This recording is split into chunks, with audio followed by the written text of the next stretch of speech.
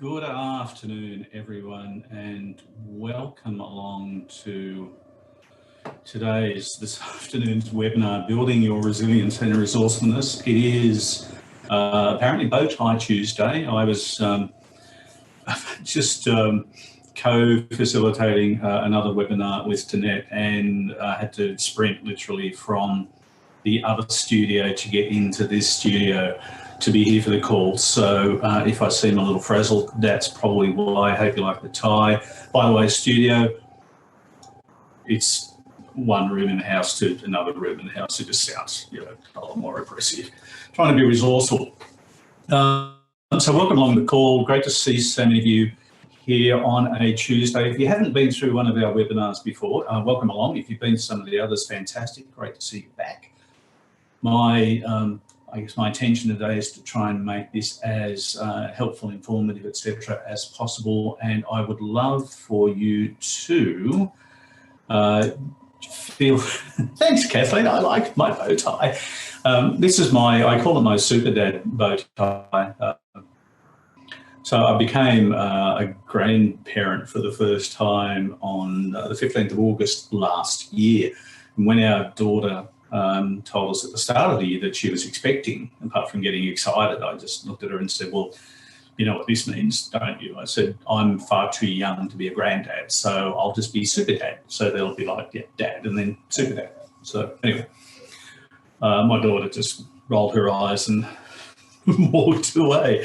She's used to me. But anyway, this bow tie sort of celebrates that. It's had in my drawer for a long time before I finally got around to wearing it, and I quite like it. So thanks for the acknowledgement, Kathleen. You didn't really need the story, but you got it anyway. So again, feel free to use the chat function as we're going through. I will keep an eye on it and do my best to answer questions as we are going along. But I'd love you to engage through all of this as much as you can. So I guess the outline for today over the next 45, 50 minutes, so I have got some time sort of packed on at the end for questions.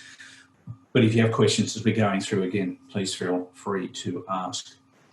So we're going to talk about an approximate sort of definition of resilience and resourcefulness, and what does it actually mean?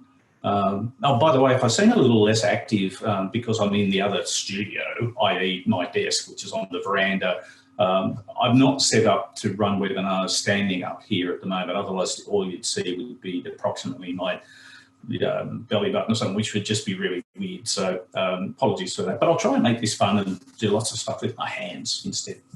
We're going to talk about resilience and resourcefulness. Firstly, why both are so important. Secondly, how to build them, what they mean in the environment in which we're trying to operate at the moment. I want to spend a little bit of time talking about how our brain reacts in challenging, disruptive times, which is pretty much where we're at the moment. And also want to discuss why it is that my video has now been co-opted by somebody else. Sorry, distractions. Danette is sharing the call with me now, but doesn't matter. Anyway, so we're talking about how our brains react in challenging times. Some techniques to keep your brain calmer, so to help you to remain calm and more productive. And then again, we'll talk about, in terms of brain science, why this is not just important for your mental, emotional state, but hugely important in your ability to actually be resourceful. And give you some tools and techniques, to build your resilience and resourcefulness over time. So that's sort of what we've got lined up for you today. And as is often the case, I like to start with a little quote and a nice picture of the hills out there somewhere. Every time I see this photo, it's probably not even the right country. I should find out where it is, but I half expect to see Gandalf and walking up over the... yeah, okay. For those of you who don't get the Gandalf reference, I apologise, but we went to Hobbiton a couple of months ago. It was a lot of fun in NZ, before the bad stuff. The human capacity for burden is like bamboo. It's far more flexible than you'd ever believe at first glance. One of the things I love when we talk about resilience, resourcefulness, but particularly resilience in human beings, we often don't give ourselves credit for just how resilient we can be. There's lots of cliches that have been developed and used over time throughout history with human beings. One of the more recent ones that's still used from time to time is when the going gets tough, the tough get going. And that speaks so much to our capacity to not just endure, our capacity to work through difficulty, disruption, tragedy, and come out the other side. Certainly a changed person, but often for the better. And we only have to look at some of the things that were going on earlier this year, late last year and earlier this year during the bushfires in Australia to recognise that we are capable of extraordinary things. We just have to believe and remember sometimes that that's all of us. It's not just some people, and it's not something we're necessarily born with. So before I go any further, I want to start, I want to invite some input from everyone on the call. What does resilience mean for you today? Feel free to use the chat function. If you're new to Zoom, by the way, there's a small toolbar, should be a small toolbar at the bottom of the screen on your device. If you tap on that, either the little three dots, the ellipsis thing, should give you access to a chat function. So I'd love to hear, what does resilience mean for you? Cherise, hi Cherise, great to see you back, thank you. Being flexible to adopt change and work with it regardless, I like that, great. Emily, hi Emily, being able to adapt and respond to diversity, yep. Looking after myself so I can look after others, love that. Hi Judy, the ability to bounce back from tough times, absolutely. From Tanya, hi Tanya, being flexible and adaptable. All of that. It's all of that. From Kathleen, hi Kathleen, the ability to function on a normal level in the face of crisis or change. Yeah, the normal level sometimes is a real challenge for us, isn't it? It is it's sort of a ho-hum definition of resilience. It's the process of adapting well in the face of adversity, trauma, tragedy, threats, or even significant sources of threat. And I like it's the process. So resilience is a process. From Nick. Hey Nick, good to see you on the webinar. Having skin like a rhinoceros. Okay, I'm just going to assume that you've got a rhino as a friend and you know what that's like. But thick-skinned, I think, can be hugely important sometimes. Thanks, Nick. And from Amy, hi Amy, managing my stress. Again, it's all of that. Resilience is a process. It's not just it's a personality trait. You know, I've got lots of it. If you think of resilience as a process, so it's something that we can actually go through that enables us to adapt well. And I personally interpret that as there's an aspect of positivity to it. So if I'm like Eeyore from Winnie the Pooh, for younger people, just Google it. And woe is me, my life's terrible and the world's going down the drain and everything's a disaster. I don't have resilience. I might be stubborn. There's a huge difference between stubbornness, pig-headedness, and resilience. So I like to think one really important aspect of resilience, particularly in 2020 on this planet, is a sense of positivity. That we know things can get better, that we're looking forward, not looking back at all of the things that have happened, but looking forward to what's coming up with some sense of positivity. Okay, I want to just myth-bust some myths about resilience. Didn't think that one through very well, did I? Okay, people that have high resilience never feel stressed out or overwhelmed. I don't know, I need a buzzer thing, but anyway, I'll just do it. People who have resilience feel down. They occasionally get overwhelmed. They feel stressed. They have bad hair days. The beautiful thing about resilience is that at some point they'll catch themselves and they'll shift, they'll pivot, they'll shift their thinking, they'll change their emotional state, and they'll start to think about how do I move forward through this.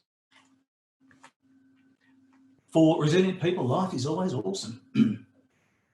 Lego movie, or the soundtrack to everything is awesome. I don't have that on here. I should have that queued up, ready to go. Everything is awesome. Again, people who have high resilience don't believe that life is always awesome because they've had experience of when it hasn't been awesome.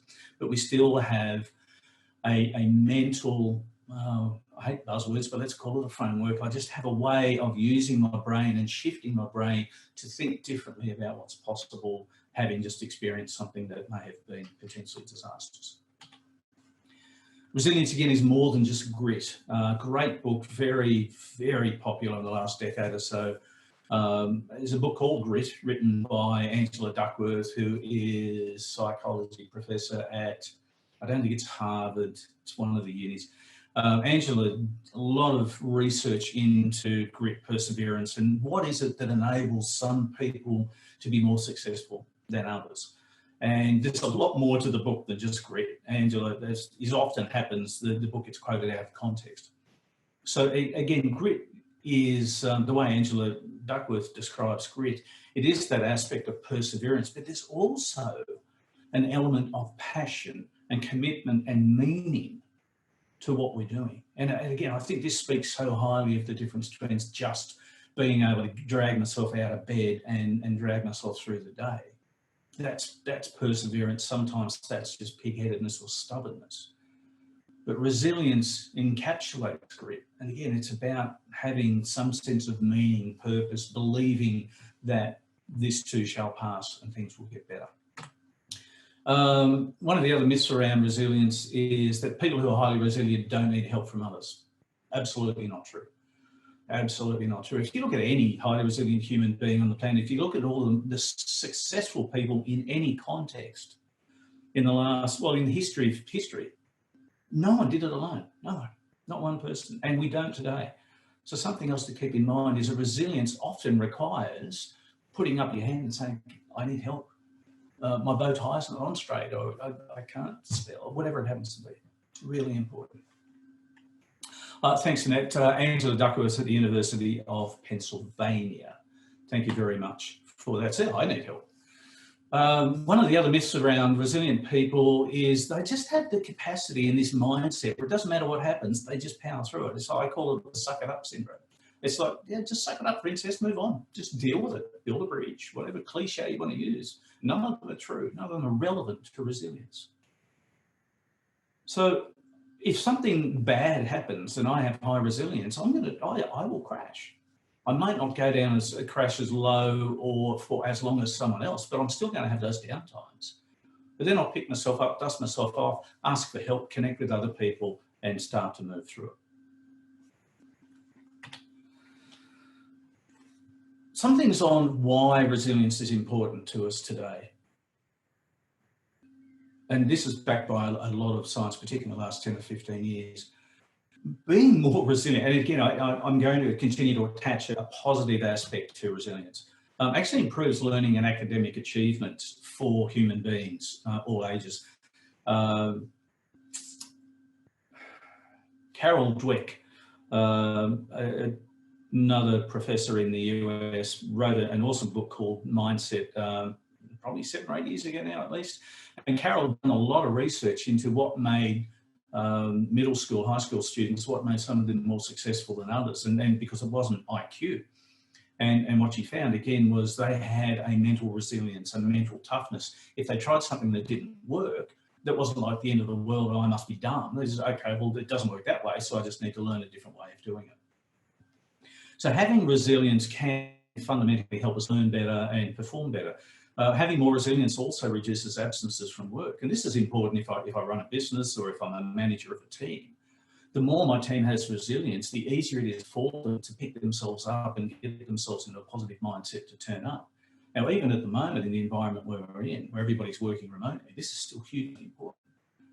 If I lack resilience, if I've got really no energy left, then even working from home is not really going to work for me. But if I've got resilience, then it doesn't matter what's going on. I can still find a positive way of staying connected and fronting up, and also being helpful to my colleagues. Having more resilience also often means that we take fewer risks. And these are the risks that generally are not good for us. So people who have low resilience often go into that high risk state, partly driven by fear or panic.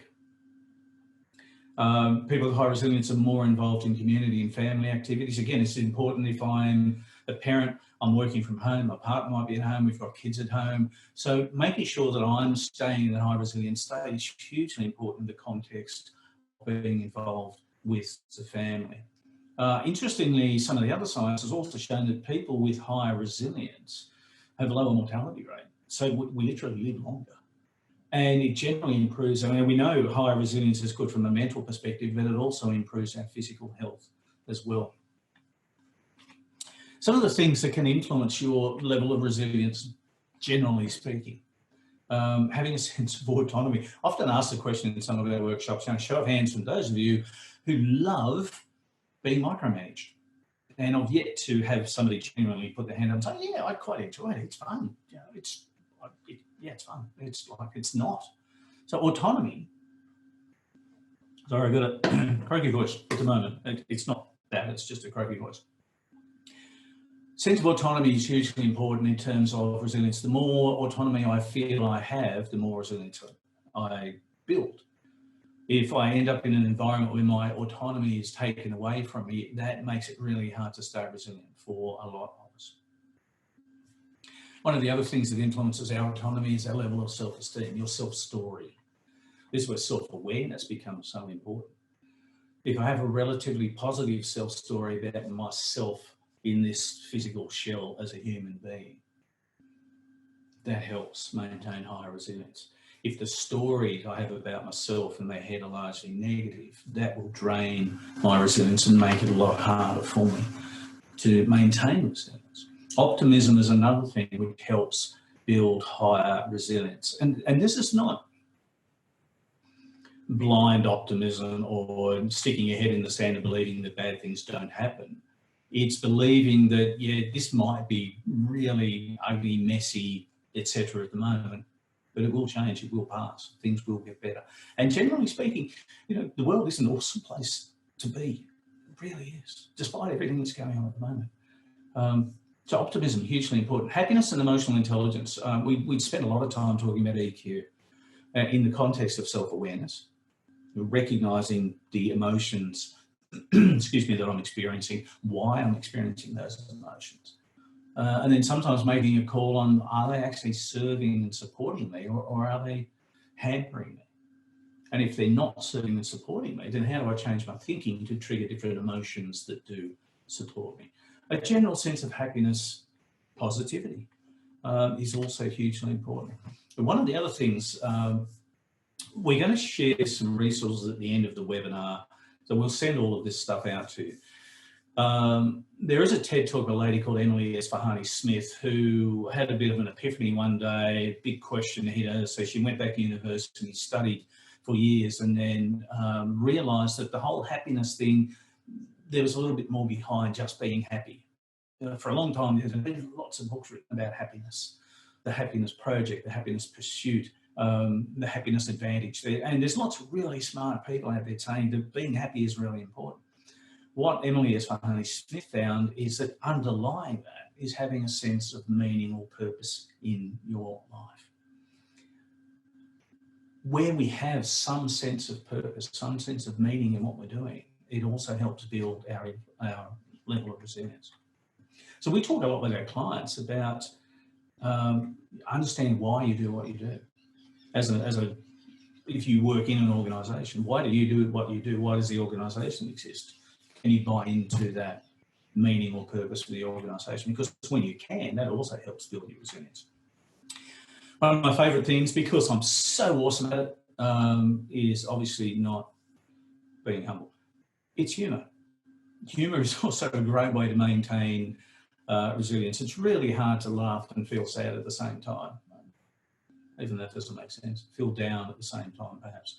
But laughter, humour is a great way of building resilience. And the last one is altruism, and I tacked compassion on the end of that, although compassion, technically speaking, is part of altruism. And if we think of altruism as being in it's not just an mind, I love to call it a heart set, and that's not my word, that's a phrase that I picked up from Robin Sharma, our business coach. Altruism is being in a state where I seek to do things to benefit other human beings without any expectation whatsoever, because I believe that it's a good thing to do. And compassion is such a huge part of that. And I think one of the things that we could all genuinely benefit from at the moment, given everything that's going on, there's a lot of fear and panic in the media and in communities about what's going on and what might be happening, what might not be happening, and people coming off ships, this is going on, this is going on, I can't travel anywhere, I can't be with my family, I can't do this, I can't do that. Finding opportunities to be more compassionate with other people is spectacularly good for us as human beings in terms of our resilience. So yes, it's great when people are compassionate towards us. It's even better when we go first. So finding opportunities to do something to help others because it's good. Now, I just want to pause because I'm conscious I've done a lot of talking, funnily enough, and I'd love to hear from you. Which of those resonates most with you in the context of your own resilience? I'd love to hear from you. So again, please feel free to jump into the chat box and share. Alex, hey, Alex, great to see you on the webinar. Humour's very important. Always my judge to know if I'm in the right mindset. That's great. Thanks, Judy. All points matter to me. I think the important thing about humour too is always having a plan B. If you attempt to use humour like in a webinar or a presentation or with somebody else and it doesn't work, always have a backup plan. Cherise, thanks, Cherise. Probably humour mostly, also meaning and purpose. Great. From Nick, self-esteem, meaning and purpose, sense of humour. Love it. Kathleen, happiness is something that we choose. Such an important point. It absolutely is a choice. Thank you. Jeanette, thanks, darling. So compassion and kindness, and of course hugs. So even virtual hugs at the moment. Thank you for sharing all of that. Some of the things that you can do to build your resilience. We talk about meditation a lot. There's massive amounts of science out there and research that's been done on meditation, the effects, the benefits. I've yet to really hear about any downside to meditation. It is a beautiful way of helping train your brain to focus. It's a great way of remaining calm. It's a fantastic method for building more resilience, for being able to deal with catastrophes in a more calm, unperturbed sort of manner. And whilst it's relatively simple, it's not easy. Jeanette and I have been using meditation on and off for a long time, still not as consistent with it as we could be. And I have some friends overseas who've been meditating for 30 or 40 years, and they'll still talk about having a meditation practice one day where it just doesn't work. Their mind just wanders off all over the place. And that's just the way it is. It's all about starting again. Again, we'll share some resources with you after the webinar today on some of the meditation apps and resources that are available. And if you've never tried it, I would really encourage you to give it a go but try it for a month at least. It's not something that will stick after just 2 days. Another great way of building resilience is reframing. And this in part comes back to how we think about things that we experience and the words or language that we use around those. So reframing can be a simple thing as something I think goes pear-shaped, completely unexpected, and our initial reaction, our brain reaction is, oh, this is a catastrophe, this is a disaster, this is like the worst thing, everything's gone, oh, I don't know what I'm going to do. But if I reframe it to, wow, okay, that's interesting, I didn't see that coming, so that's unexpected. And one of the other great things around reframing sometimes is asking great questions. So I wonder what else might be possible now if that's not possible. All of our training courses, so a couple of weeks ago when the lockdown thing first started, in the space of 3 days, every single one of our face-to-face workshops over the next 6 months was cancelled. We sort of saw it coming, and that's okay. But it's still, there's the potential there for, oh no, the sky is falling, it's a disaster, it's a catastrophe. And we reframe it. All right, well, we can't do face-to-face, so what else is possible? What can we do? Social connection is another great way of building resilience. This is so important right now with everything that's going on. Making a genuine effort to stay socially connected with other people. There's a lot of really good science behind the fact that as human beings, we need connection to thrive. So I can survive as a human being with food, water, clothing, shelter, but I won't thrive. We thrive on connection. Connection, staying connected with others helps build our resilience.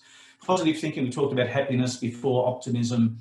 Positive thinking, hugely important. One of the great techniques that you can use every morning before you get out of bed, and this is partly this reframing but framing your day. Before you get out of bed, when you wake up in the morning. So number one, wow, I woke up. That is awesome. Again, a great friend of ours, Dr. James Rouse in the US, has a saying, when you wake up in the morning, is it good morning, God, or good God morning? Which is it? When you wake up in the morning, so firstly, hugely grateful for the fact that I woke up, because I'm not yet ready for the alternative, which is not sleeping in, by the way.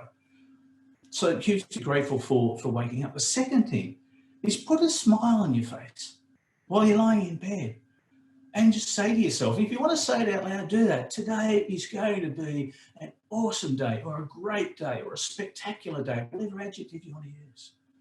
Smile when you say it, mean it. It actually works. It might sound ridiculous, but it works. Laughter we've talked about as well, great for building resilience. Exercise is also hugely important to us as human beings, and even more so right now when we're being asked to stay at home as much as we can, to be careful about maintaining distance from people when we get outside, not to travel. I understand the PM or somebody else has said that, you know, this Easter, this will be a stay-at-home Easter. So there's a lot of pressure on us to stay indoors, but staying safe doesn't necessarily mean staying inside. So what can you do to make sure that you're getting some exercise? And if you can't, or you don't feel comfortable going outside, then use some of the furniture that you have in your house to exercise. So you could do, depending on the level of fitness, obviously you can do things like push-ups, sit-ups, planks. If you're not super fit, or you're a little bit worried about overexerting yourself, do push-ups against the wall. Just sort of, you know, stand 2 or 3 feet back from the wall, lean forward onto the wall, and obviously look after yourself, make sure that you're safe. But then just do some push-ups on that. Or a little bit more advanced is perhaps find a kitchen cupboard or the bathroom vanity and just do some push-ups against that. There are a lot of things that we can do to get some exercise, even if we're inside. And the last one is sleep. Where do we start with sleep? If you don't sleep well at the moment, then that should be like alarm bells ringing off, even with everything going on. If you're not getting a good night's sleep, at least 5 nights out of 7, then start thinking about, well, how do I improve that? Because sleep is so important for our resilience. It fundamentally affects the way our brain is wired. It affects the way our brain deals with toxins that build up during the day. It fundamentally affects with how we learn, with how we store information, and it absolutely affects things like our cortisol levels. So when we don't get a good night's sleep, particularly with everything going on at the moment, it's likely that a lot of us are waking up in the morning with already elevated cortisol levels, which is not good at all, because cortisol is often called the stress hormone for good reason. So a good night's sleep, hugely important. Do whatever you can to help make that happen. Hi, Wendy. I've had to join late, but can't see or hear anything. Can you help? I'm hoping Danette will reach out to you and get that sorted for you really quickly. Apologies for that. And great comment from Charisse. Yes, that's very true. People are becoming very resourceful in present conditions. Again, the human capacity to overcome is often underrated and often by ourselves, but it is hugely important. This is a picture of my brain in glorious 3D colour to match my bow tie, probably. And, oh, great, thanks, Wendy. I'm glad it's working. So let's talk about what goes on in your brain. This is not really my brain. My brain's not that pretty. I don't think it's largely just grey chunks. We've used the SCARF model, talked about the SCARF model a number of times in the past in our workshops. The model was developed by David Rock, who was the founder of the Neuro Leadership Institute, and some of the other neuroscientists working there. But it's a great sort of framework for understanding how the human brain functions. Now, neuroscientists have been saying to us for about 100 years or more that the brain's fundamental organising principle is it likes moving towards things that it considers a reward So I like moving towards things that make me feel good, and I like moving away from things that I consider to be a threat. So reward is good, threat is bad. Generally speaking, for human beings, our brain notices threats faster. The threat response is much stronger and it generally lasts longer. But this is what our brain is doing pretty much all the time. So quick quiz. On a given day, which do you think, if you think about the number of thoughts that you have, and the number apparently depends on which study that you read, but somewhere between 2,000 and 20,000 thoughts a day on average for a human being. So do you believe that your thoughts are generally more negative or more positive? Again, I'd love to hear from you in the chat, perhaps. Sorry about that. I'm technically challenged, as it turns out. More negative, more positive. Where do you think you are? Kathleen, my thoughts are more positive. Awesome. That's fantastic. Thank you. From Linda, depends on the day. Really? Come on. What if it's a Friday? Fridays are awesome because there's only 3 more days until Monday. From Judy, generally more positive. Awesome. Danette, more positive. Well, yes, Danette, that is true. Your thoughts are more positive, but that's because you live with me. So it sort of goes to, yeah, Kathleen, everything is awesome. Study published last year that suggested that, Charisse, typically start as more negative, but then I more often than not find a positive to counter. Beautiful, thank you. One study published last year suggested that approximately 64% of human thoughts are negative on any given day, and that includes people who generally believe themselves to be or who are perceived as quite positive. Amy, great. Thanks for the comment, Amy. I have to actively work on this, but once I sit on it, I can reframe so I can shift from negative to positive. Beautiful. Thank you. And again, the self-awareness thing becomes so important. So the SCARF model is a way of thinking about what's going on and how what our brain pays attention to. So it looks at some things as threats and it looks at other things as rewards, like to move towards rewards away from threats. But one of the other ways of thinking about what's going on for us as human beings at the moment, and this all comes back in part to resilience. So if my stress level is through the roof, it's a lot harder for me to stay resilient. And if my stress level is through the roof, in part because my brain spends so much time looking at all the threats out there because I watch too much news, for argument's sake, that doesn't help my resilience. And by the way, resilience and resourcefulness are inextricably linked. If I have no resilience, it's really hard for me to be resourceful in a genuine sense. But if I've got great resilience, it's easier for me to be resourceful. So another way of thinking about the threats and the rewards model is understanding the different levels of threat that we can experience. And this is, again, a model from the Neuro Leadership Institute that I think is really helpful in the context of what's going on in the world today. So level 1 threats, and if we talk, level 1 is the lowest level, maybe you should have turned it around. Level 3 is the highest in the context of the impact or the effect that it has on us as human beings. So level 1 threat, generally it's in the broader environment. So if we want to talk about COVID-19, we probably don't, but I will use that as an example.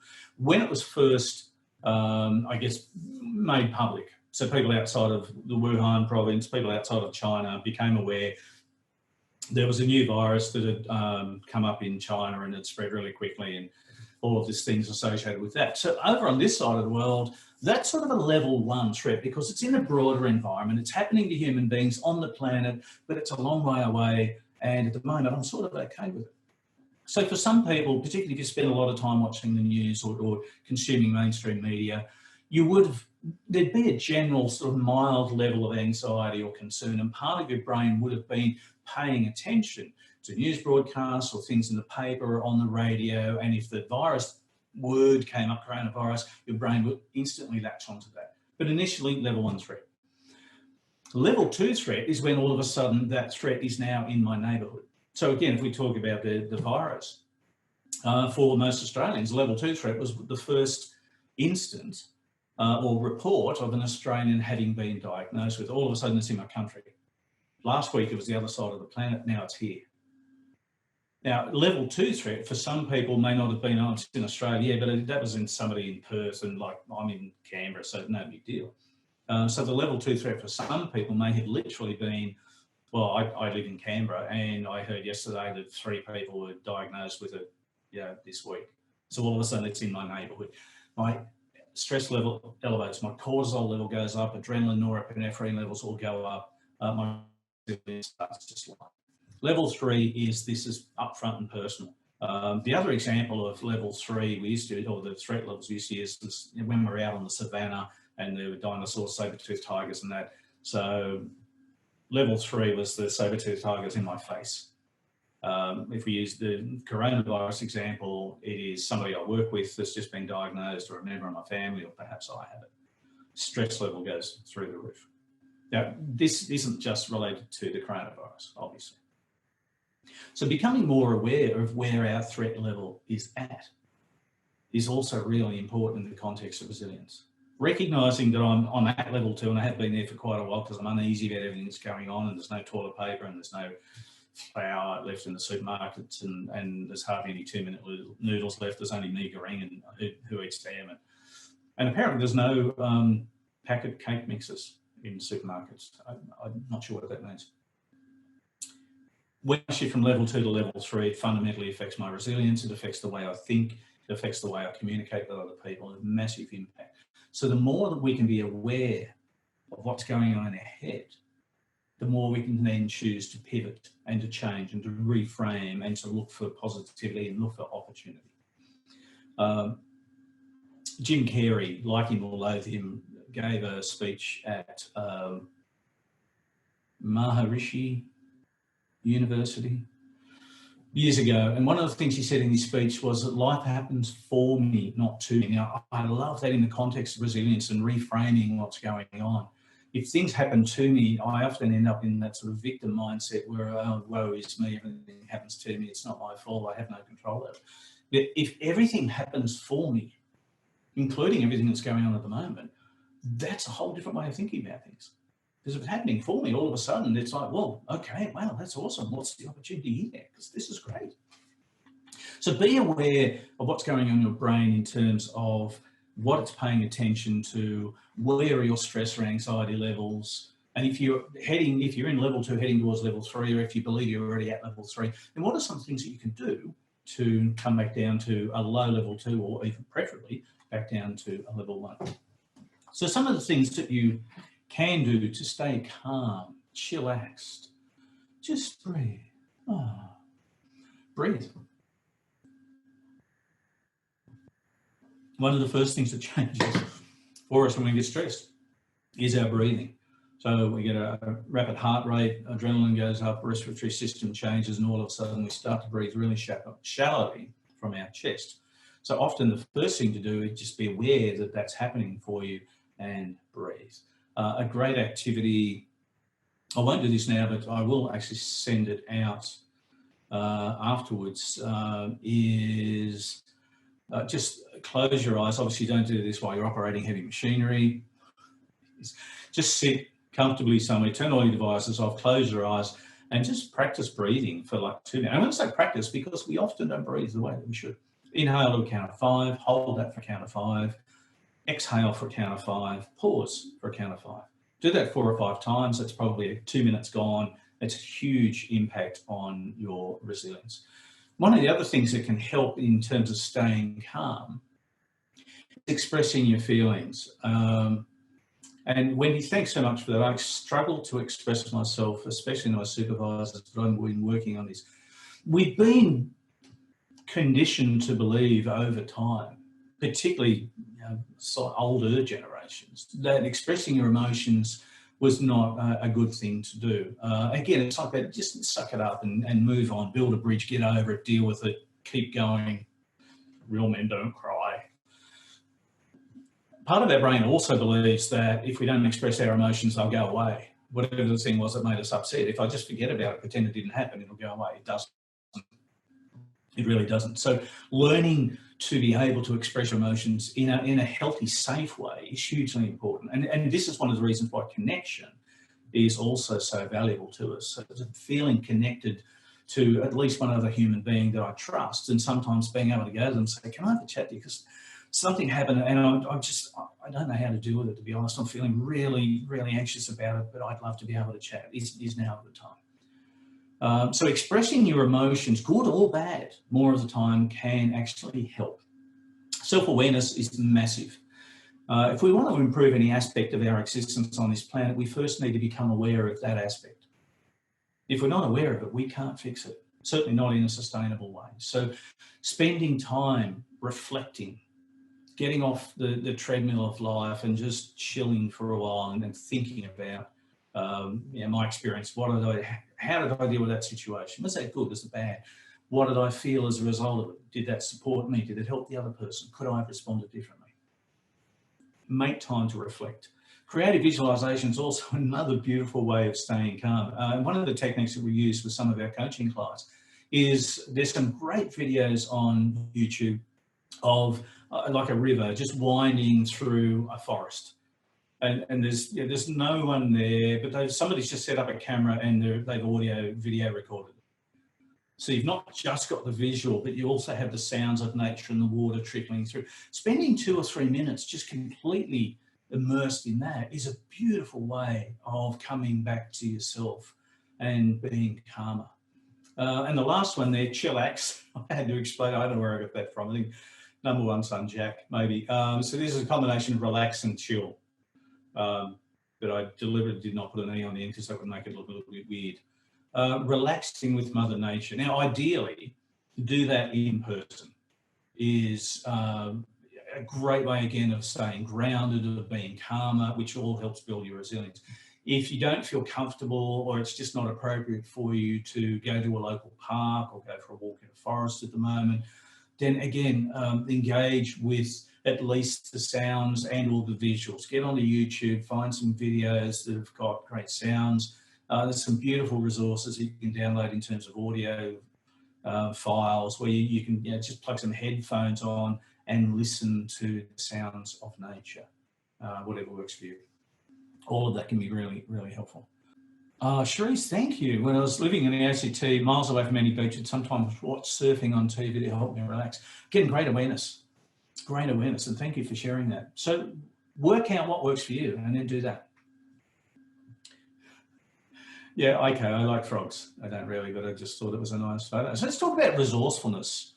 And again, one of my favourite quotes around resourcefulness is from Naomi Wolf, the author. Obstacles, of course, are developmentally necessary. They teach kids strategy, patience, critical thinking, resilience, and resourcefulness. And this also actually applies to adults. It's not just kids. One of the things that builds our resilience and resourcefulness is being exposed to struggle, conflict, not necessarily tragedy, but obstacles. If anybody's ever decided that they wanted to build muscle in the gym, the way you build muscle is to stress the muscle to the point where it actually starts to tear. So you got all these little micro tears happening in the muscle, and the growth actually happens when you rest. Funnily enough, it's not during the exercise, it's after the exercise that the muscle grows. So stress, obstacle, struggle are important, but equally important that we maintain a positive mindset around all of that. So some of the ways of thinking about being resourceful is the ability to deal skillfully with new and often unexpected situations. And this is not necessarily a technical skill, but being able to, just broadly speaking, deal skillfully with new situations. And also, someone who's resourceful is generally capable of devising ways and means of, again, dealing with current situation, moving through, responding to adversity, whatever it happens to be. So, comment from Amy. Thanks, Amy. In response to Sharice's comment about imagining the surf, Amy now lives in Canberra. So just imagines Lake Burley Griffin is a real, that's a harsh comment, Amy. Lake Burley Griffin is a real lake. I don't know what you mean. That hurt. I was born in Canberra. So question for you, all of you out there. Well, yeah, okay. It is a man-made lake, but it's still a lake. From Wendy. Thank you, Wendy. Looking for different ways to continue communication with clients. Brilliant. Thank you. Love it. Alex, bought a desk. Woohoo! That's exciting. From Nick, TRX straps to replace the gym. I'm just going to assume that that's some sort of brand thing. But again, great idea. What can I do to pivot if I can't go to the gym? How do I create the opportunity at home? Loved it. Kathleen used Zoom to connect for the first time on Sunday. Spectacular. Cherise, lack of home gym equipment, so using non-typical equipment. Awesome. Love it. Love it. And yeah, using tools like Zoom to connect. Over the next couple of months at least, I think a lot of us will have opportunities to build some technical skills and knowledge that we might not necessarily have before. So some things to keep in mind. Thank you again for sharing all of that about, pardon me, resourceful people. They often bend the rules. When this came to mind, the first thing I thought of, or the first person I thought of was Steve Jobs, who was CEO of Apple a couple of times. And in his biography, the Walter Isaacson book about Steve, one of the phrases in there was that Steve had his own reality distortion field around him. So Steve was a massive champion for bending, fracturing rules, or pretty much if the rule didn't suit his view of how the world should be, he would just ignore it altogether. But resourceful people will often bend the rules because they have a bigger vision or purpose in mind. They generally look for the common good. So being resourceful is not being selfish. Being resourceful often is being compassionate, it's thinking about what can I do to help. Often only apologise when necessary. There was a thought in the back of my mind, so does that mean Canadian people can't be resourceful because they apologise all of the time? But no, that's probably not quite true. I love Canadians. But resourceful people often don't apologise for things that they're doing unless they believe there's a genuine need for it. Doesn't mean that they're rude, it just means that they are very focused on getting whatever it is done that needs to be done. Resourceful people will often burn their boats. This is a reference to a general way back when landed on the shores of a country that he wanted to invade, but he wanted to give his people motivation because they were facing a larger force, blah, blah, blah. He wanted to give them motivation to win the battle. So he ordered his officers to set fire to the ships and then said to his army, the only way you're getting home is to defeat that army, off you go. And apparently it worked. So sometimes we burn our boats. Not having a safety net sometimes means I will find ways to be more resourceful. Resourceful people adapt and try new things. We're open to failure. In fact, we see failure as part of the learning. Often we'll have multiple irons in the fire or multiple options on the go, so if one thing doesn't work out, I can pivot and try something else. This is not multitasking, by the way. It's just having multiple options available to me. And resourceful people, funnily enough, put their hand up and ask for what they need. So I don't feel awkward or embarrassed about saying, well, this is what I need, rather than only asking for 10% of it because I'm worried that you might say no and I don't fear rejection. I don't like rejection.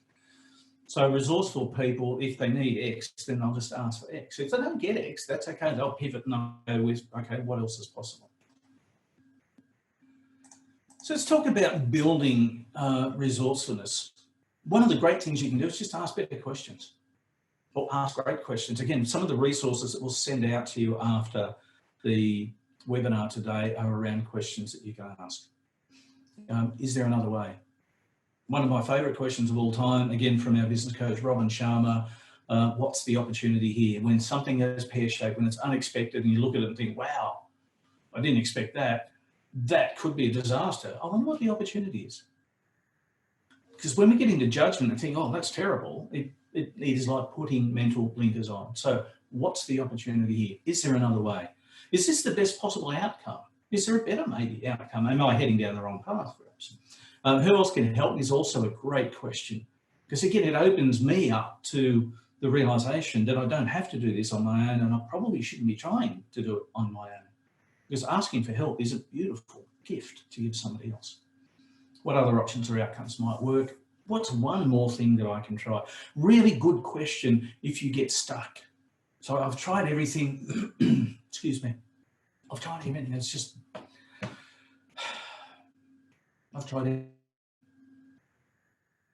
Now, at that point, I could give up. Or, okay, what's one more thing I could try? Great question that we use in coaching that I learned from a very successful coach, Scott Harris, who was based on the Gold Coast. Scott used to work with Tony Robbins. And if you ever ask somebody the question or ask them a question and they're feeling a little bit vulnerable or unsure, and often the answer will come back, I don't know. Well, if you did know, what might that look like? So if you can trick your brain into thinking in a similar way. If you're thinking, well, I've tried everything and nothing worked, then go with, well, what's one other thing that I could try? And my last one, and so actually there was a prize. I have no idea what it is. It will be awesome looking around for something I can give you as a prize. It's not coming to me yet. It'll be a book for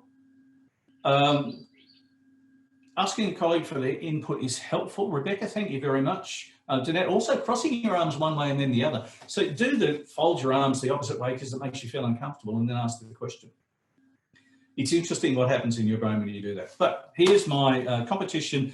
The first, fastest, correctest response to the last acronym on the slide there, WWMD, what does it stand for? And it's sort of relevant to being resourceful. I give you 20 seconds to have a stab at that. Wendy, that's brilliant.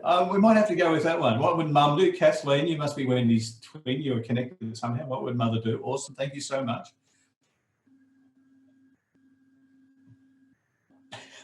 What would Mum do? I initially came up with wacky weapons of mass distraction, but that's not as good as yours. So my WWMD, and this in part again comes back to asking better questions, is now for the younger people on the call, once upon a time in a galaxy far, far away, there was a show called MacGyver. That's MacGyver, or the character. It's not real MacGyver. You know, what would MacGyver do? One of the great things from Alex, my hero, yeah, me too. Danette won't let me get my hair grown like that. So can everybody actually please, after the call, can you please email Danette at magiclearning.com and say, let Graham grow a mullet because he would look awesome, like a mullet with this, with a bow tie, you know, clear. What would MacGyver do? Is just a cute way of getting your brain to think differently about a particular situation. What would MacGyver do? Well, he'd probably just get a paper clip and a couple of sticks and build a helicopter and fly out of it. Some of the things that you can do to help build resourcefulness. Don't reinvent the wheel. Jeanette said no to the no, you don't get a vote in this. Don't reinvent the wheel. Spend time and resources looking at creating something or leveraging something that isn't already there. Take advantage of your networks. So if you have a network, if you're connected to people, then leverage them. Don't be afraid to ask the questions. Don't be afraid to put your hand up and say, I don't know, I need help. Can you please help? One of the other great things that you can do is learn how to find information. It's not so much learn how to learn, although that's also really helpful, but work on being able to find information faster, more quickly, and particularly information that's more relevant. One of the other great things that you can do, and you can do this in your work environment as well as at home with your family, is create a culture of resourcefulness. One of the easy ways is if someone comes to you with a question, don't give them the answer. Give them an opportunity or enough information, support, guidance for them to find the answer rather than just giving them the answer. It's a beautiful tool. So, question for you, very mindful of time. We've still got a few minutes left. I would love to hear from you. What resonates out of all of that for you most about being more resourceful? Again, please feel free to drop something into the chat box. Lynn, thanks, Lynn, so much. Trying to see things from a different perspective. Brilliant, love it. Cherie's thinking outside the box, or just pretend there's no box there at all. Thank you. When you're using networks. Judy, thanks, Judy. Reaching out to others when I need to, hugely important. From Amy, thanks, Amy. Not reinventing the wheel and using your networks to help you. Beautiful, thank you. Okay, just a couple of other things. So again, we are going to send you a list of all of these resources and some others after the call today. some great stuff out there on both resilience, building resilience, and also on resourcefulness, particularly in the context of everything that's going on today. Kathleen, I try to see problems as opportunities. I've learned the old adage, two heads are better than one. That's fantastic. Thank you.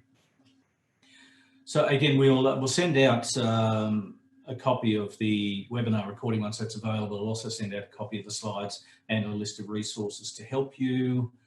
A couple of other things I wanted to mention before we wrap up on the call. So in this, what we're calling disruptions webinar series, some of the other webinars that we're running, now some of you I'm conscious have participated in these already, but if you haven't, they include transitioning working from home. We have another one on leading a remote team through disruption. Danette ran one earlier today, which I co-facilitated before I ran in here, on helping the children to learn at home, which is becoming much more important and relevant for a lot of us. And also talking about 3 C's to thrive in disruptive times. Now, if you're interested in any of those, there's a link at the bottom of that slide. Again, we'll send this out to you so you don't have to write it down now.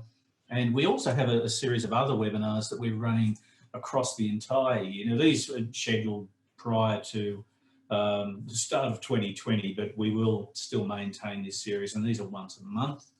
And again, there's more information available on our website if you go to the Magical Learning link there.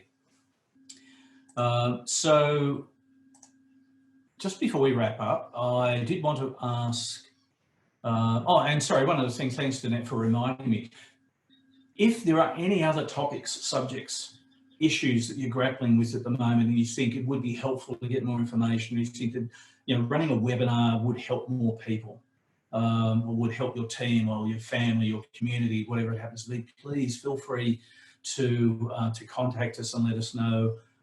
Anything we can do to help, we will do. If we don't know enough about that subject, we'll find somebody who can. But if there's anything else we can do to help, please feel free to ask. I've talked a lot about putting your hand up and asking for help, and we would love the opportunity to be able to contribute to that if we can.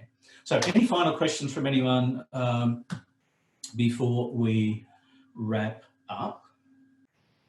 All right, look, we might wrap up there, I think, ladies and gentlemen. Again, immensely grateful for the opportunity to connect with you today. I hope this has been helpful. Thank you so much for giving us your time and your engagement and questions. Look after yourselves, please. Look after your family, colleagues, loved ones as best you can. And if we can ever do anything more to help them, please feel free to ask. Have an awesome rest of the week and look forward to catching up with you again soon. Thanks again. Bye-bye.